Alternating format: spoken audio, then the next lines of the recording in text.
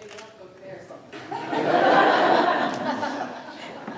Okay, I don't have my little red, white, and blue scarf on, but as most of you know, I am Sue Young, and I work with Quilts of Valor Group. That's part of the Misty Mountain Quilters Guild in Blairsville. We have members from all over western North Carolina and also northern Georgia. So I would be very proud today to introduce some people from my guild who have come here to help with this ceremony. And they are Lulu Williams. You ready to come up? Lulu Williams. And Linda Gorman, who actually was a founder of our group. And her husband, Jim, is our photographer. Thank you, Jim, for coming too. And it's the Navy's birthday. It's Navy's birthday. Oh, happy birthday, Navy. And we also have two members of our congregation who are going to help with the awards today. And if you ladies would like to come up and kind of hang out up here, that would be great. Eileen Rabin and Debbie Curry. And before I forget, there's a cake in honor of all of our veterans that we will serve after the services today. So please stay and enjoy the cake and some refreshment drinks. So, as I said, we are the Quilts of Valor Quilters that are part of the Misty Mountain Quilters Guild. And our mission is to honor combat service members and veterans who have been touched by war with Quilts of Valor. And touched by war is kind of a rather broad category, and it involves anyone who served in military service during a time of war. Usually they're deployed, but it doesn't necessarily mean they're deployed. But these are people who have gone into harm's way to protect and defend our country. So we know that the debt that we owe our military veterans is beyond repayment, but we've come here today to honor these 6 veterans, which are only a few of the veterans in our congregation actually, and we want to thank them for their honorable service. Let me tell you a little bit more about Quilts of Valor. Quilts of Valor is a national grassroots organization that is made up of thousands of quilters from all over the state, the country, every state of the union, basically. It was founded by a lady named Catherine Roberts in the year 2003, and she was a nurse midwife and a quilter, and she had a vision, sort of a dream one night about covering our wounded with a healing quilt of valor. And her son, Nathaniel, was about to be deployed to Iraq at the time, so it was particularly on her mind. So sometimes when you're a quilter and something's on your mind, you sit down at your sewing machine and you quilt, right, Karen? And so she made the first quilt that was the first Quilt of Valor, and she took it to Walter Reed Army Medical Center and awarded it to a veteran there who had just come back from overseas.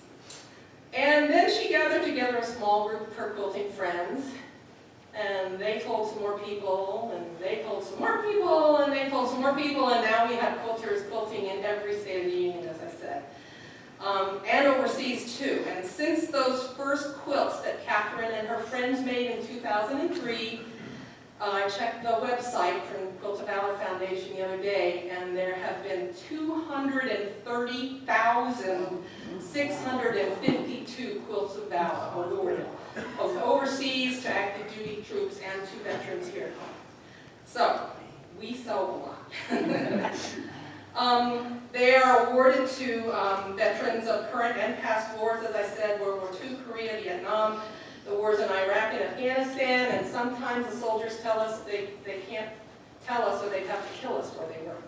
So our mission is to honor service members and veterans, as I said, who have been touched by war. So there's a little poem that we like to read when it comes time for one of these ceremonies. Lulu, you feel up to reading today? Come on.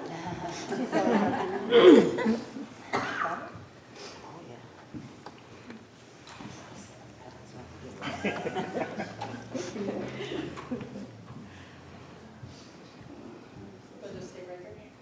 You've got a good enough voice. Oh!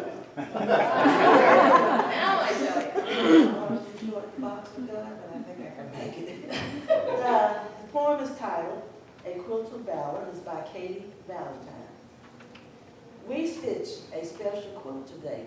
It's red and white and blue, to be given to a veteran who has fought for me and you. We hope it helps to comfort. It's a hug we wish to give, a thank you for preserving the freedom that we live. The top has the little pieces, just like the USA, many colors, shapes, and sizes, but united just the same. Bravery, pride, and courage are the threads that hold each part. Patching us together, each stitch comes from the heart. The backing is the folks at home who live and work and play, enjoying every privilege, every person, every day. The quilt is bound with love and prayers, unending round and round. Hugs and hopes of comfort is the batting may be found. Our hope is that a hero and his memories of the war can wrap up in the quilt we made and be warm right to the core. And know that there are people from sea to shining sea who appreciate the sacrifice that's been made to keep us free. Thank you. And when we award a Quilt of Valor, we are giving a three-part message. First, we want to honor these veterans for their service. We honor them for their willingness to go halfway around the world in the cause of freedom and to stand in harm's way in a time of crisis. Secondly, our quilters know that freedom is not free. The cost of our freedom is the dedication of our military men and women that they demonstrate. And our quilts are made to say a big thank you for your many sacrifices. Each stitch in this quilt is a thank you and a prayer in the hopes of healing the wounds of war. And finally, this quilt is meant to be a comfort, to offer the warmth and comfort that memories of home and family can bring through a simple cotton fabric quilt in red, white, blue, and gold fabrics. This is not a medal to be put on a shelf or in a display case. This is meant to be used and loved and washed and used and loved again and again and again. And by the way, there are cleaning instructions. So, now we would like to call our nominees forward, the ones who can make it. Phil, you stay where you are. We're going to come to you to give you your quotes, okay? Okay, but the other gentlemen, if you could come front and center, and I have your names on the seats up there. Bill Kennedy, if you could take the one to my far right, your far left. Don Clifford, you're next to Bill. Jim Joldersma, you're next to Don. Kenny Lee. Jenny.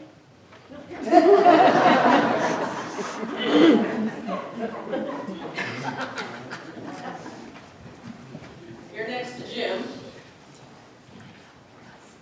And then Phil Reichsteiner will be our number 5, and we'll go to Ken. Ken Barr, you're right next to Kenny Lee. Yep. Come on down.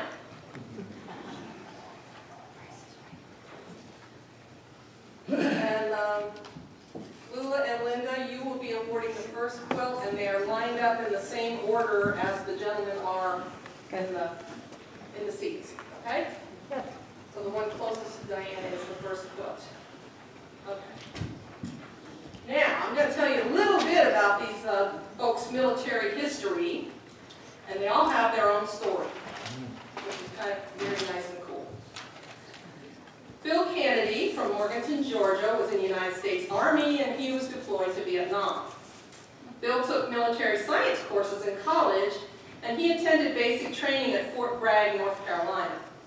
He was then commissioned a second lieutenant in the military police upon graduation. He then received a deferment to attend Columbia Seminary, and he was ordained as a Presbyterian minister upon graduation. But the Army required 2 years of experience in a congregation before he could come back to active duty. So Bill then entered the military on June 25th, 1969, and he was sent to the chaplain's basic course at Fort Hamilton, New York. After he completed that course, Bill was deployed to Vietnam. He was there from March 13, 1970 to March the 12th, 1971. Bill completed his military service on June 24, 1972. For his honorable service, Bill was awarded the following awards and medals: the National Defense Service Medal, the Vietnam Service Medal, the Vietnam Campaign Medal, the Air Medal, the Bronze Star Medal with 1 oak leaf cluster, the Army Commendation Medal, and Bill has 2 overseas service bars. After his military service, Bill served as pastor of the First Presbyterian Church in Darien, Georgia. He attended graduate school at UGA and received a Master of Education and a Specialist in Education postgraduate degrees. He also served as Director of Admissions at Bethel College in McKenzie, Tennessee. And Bill attended a course in Clinical Pastoral Education at Grady Hospital in Atlanta. Bill and his wife Sue have been married for 46 years and they live in Morganton, Georgia. Thank you so much for your service. Bill Kennedy, if you could stand, please.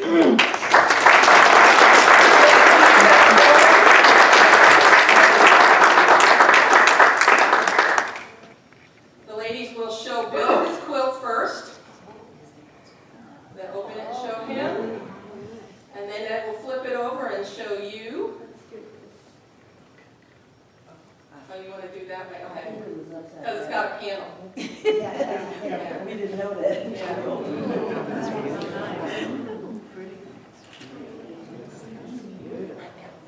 right. Now we're going to hold right and drop left. Wrap it.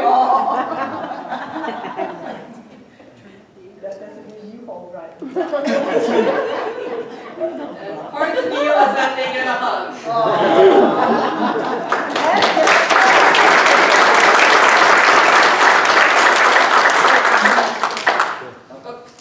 I need a picture. Sorry.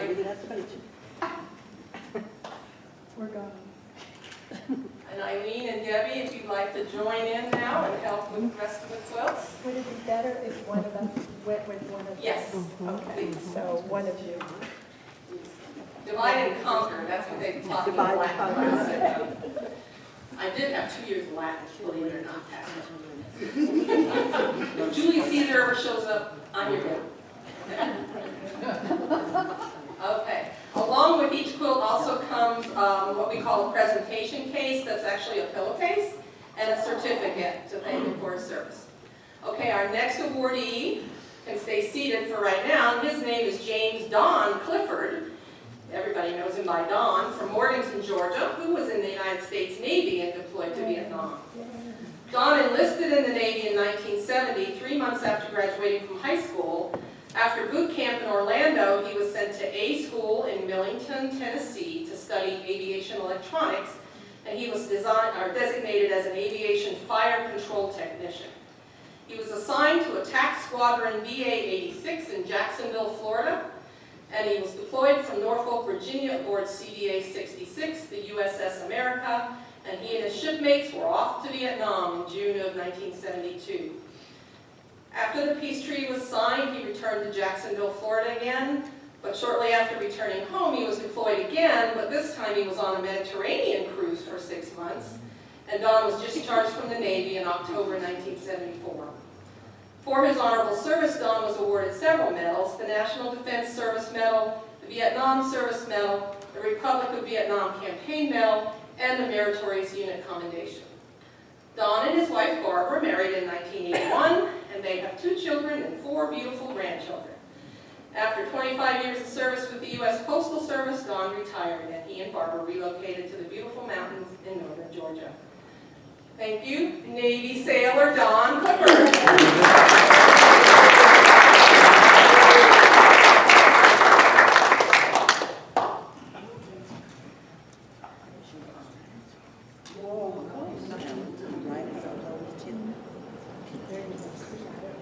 All right, Don, stand up and march 2 steps forward, please.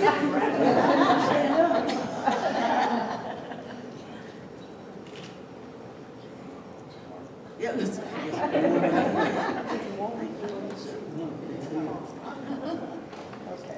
just a picture of that.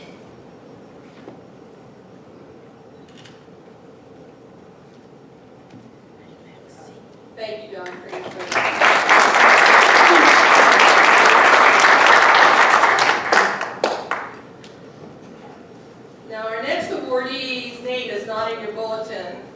he was shy and didn't get his name in until a little birdie told me that he had served in Vietnam too. So Jim Joldersma is from Mineral Bluffs, Georgia, and he was in the United States Air Force, rah-rah, from 1966 to 70, and he was deployed to Vietnam area there. Jim went through basic training at Amarillo Air Force Base in Amarillo, Texas, and he was sent from there to Shepherd Air Force Base for flight mechanic school. He was then assigned to Seymour Johnson Air Force Base in Goldsboro, North Carolina, and he was a crew chief for B-52s. From there, Jim was assigned to CCK Taiwan Air Base, which according to the internet was sometimes called the best kept secret in the Air Force. And his unit was in charge of maintaining all the C-130s who supported the war in Vietnam. Those were the workhorse airplanes over there, so I'm sure you were extremely busy. Jim completed his 4 years of Air Force service at McChord Air Force Base in Washington State, where he was honorably discharged. Jim was awarded the National Defense Service Medal, the Air Force Good Conduct Medal, and he also received the Marksman Ribbon. Jim had a varied career, working in a variety of jobs from janitor in a kidney dialysis center to an organ bug control technician. He owned his own snack food and catering business at one time, and he did go to school to learn to be a tool and die maker, which he also did for 7 years. Jim married Lois in 2005, and between them they had 4 kids and 4 grandkids. And we are honored to award you a book, Jim Joldersma.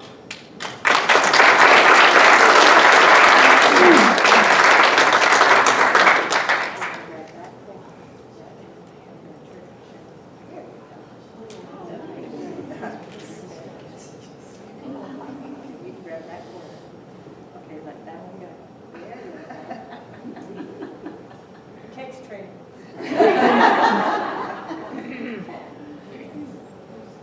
Put 'em in. And he needs a hug.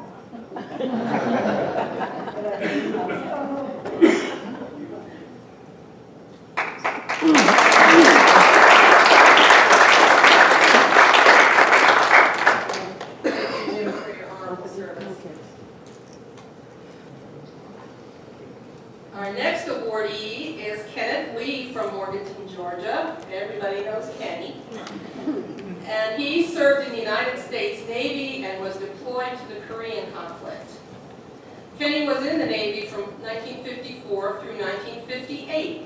His basic Navy training was at Great Lakes Naval Training Center in Illinois, and other schools that he attended including survival at sea training in San Diego, firefighting training, boat coxswain training. He served on the USS MacGuffin, and he was deployed on a troop transport ship, the APA-191. They transported Marines in the Pacific Theater in the Korean War. He completed his active duty in 1958. And for his honorable service, Kenny was awarded the Good Conduct Medal. Kenny had a variety of jobs over the ensuing years, including working with one of our other charter members, Gene Hammaker, and where he learned stonemasonry, and he often laughs that he thought his name was More Mud, because Gene worked so fast he was always asking Kenny to bring him more mortar for laying stone. More mud, more mud.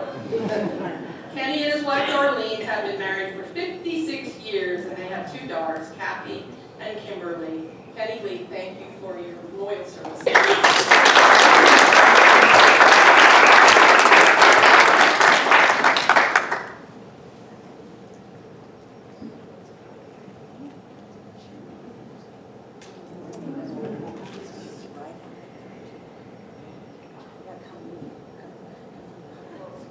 Step forward. Not that small.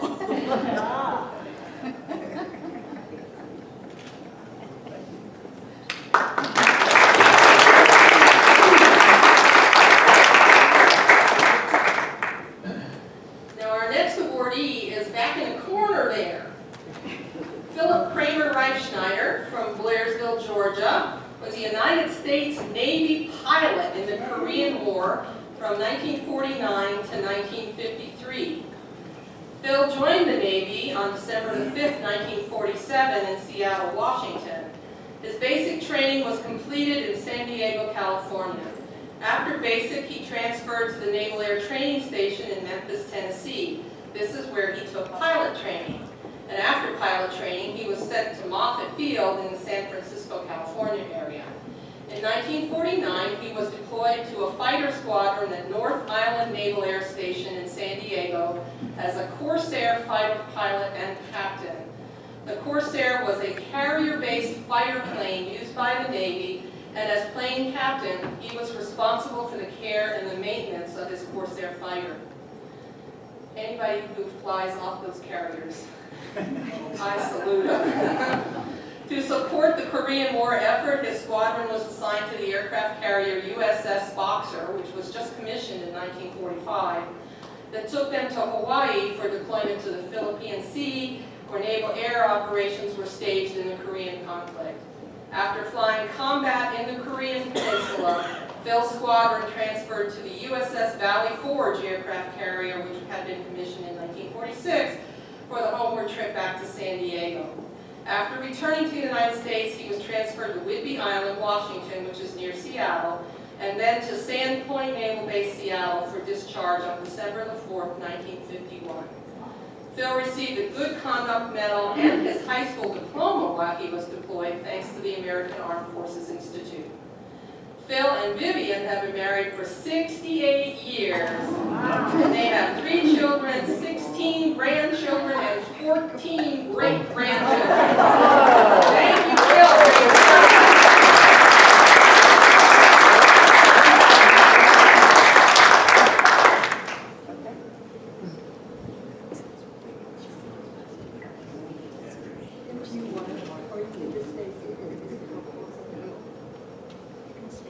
You can stay seated, Phil.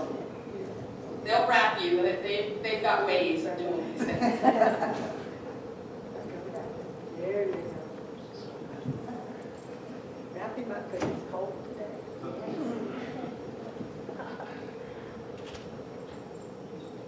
And I made your quote for you, Phil Reichenreiter.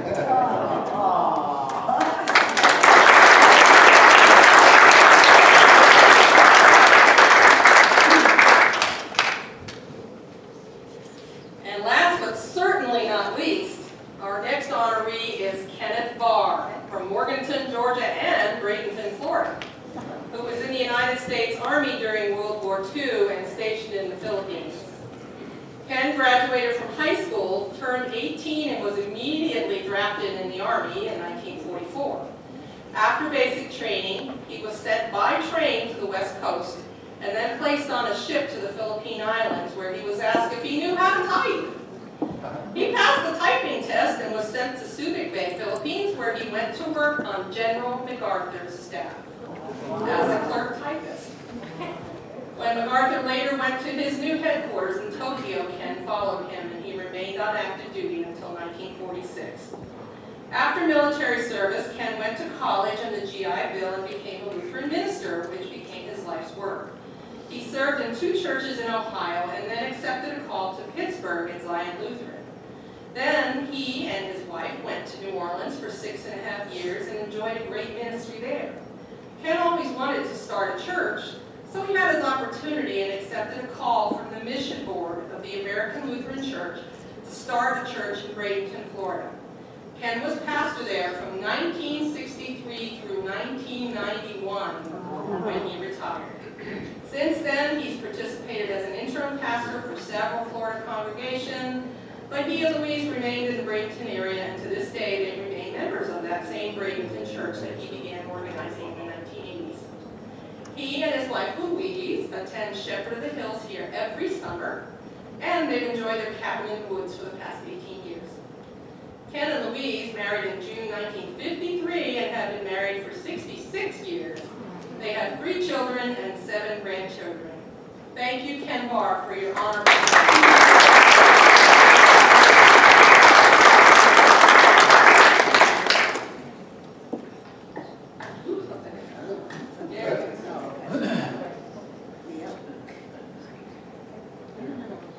You had the bird upside down. Birds can't fly upside down.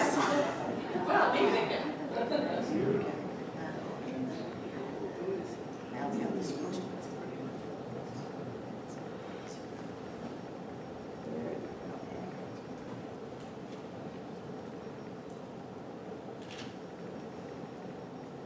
Ken, can you take 2 steps forward with your walker? Just put it around the legs. We do that, it's not you. Okay. That's good, that's good.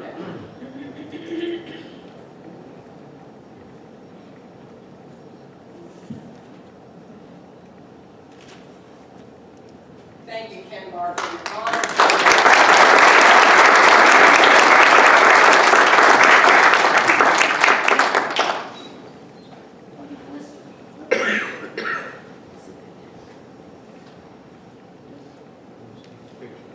Oh, well, let me see how to do this since he can't hold it. Okay. Look up. There you go.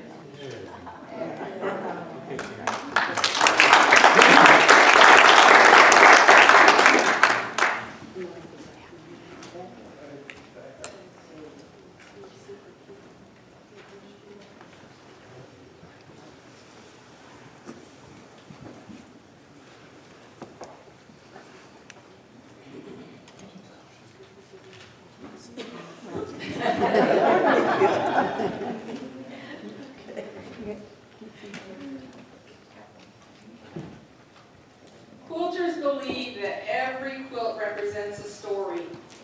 And the story of these quilts for these gentlemen began with the quilters who made your quilt and who share your love of country. I forgot to mention Mary Mann made Ken Barr's quilt. Is that correct, Mary? Mary's here today. She wanted to see her quilt get awarded. So as of today, the story of this quilt becomes your story.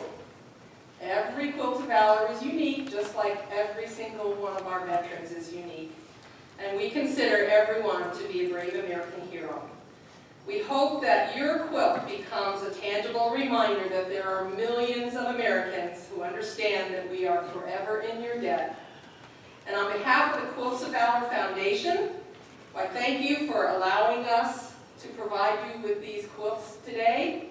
And we thank you for your service to your country and allowing us to recognize that today. Thank you.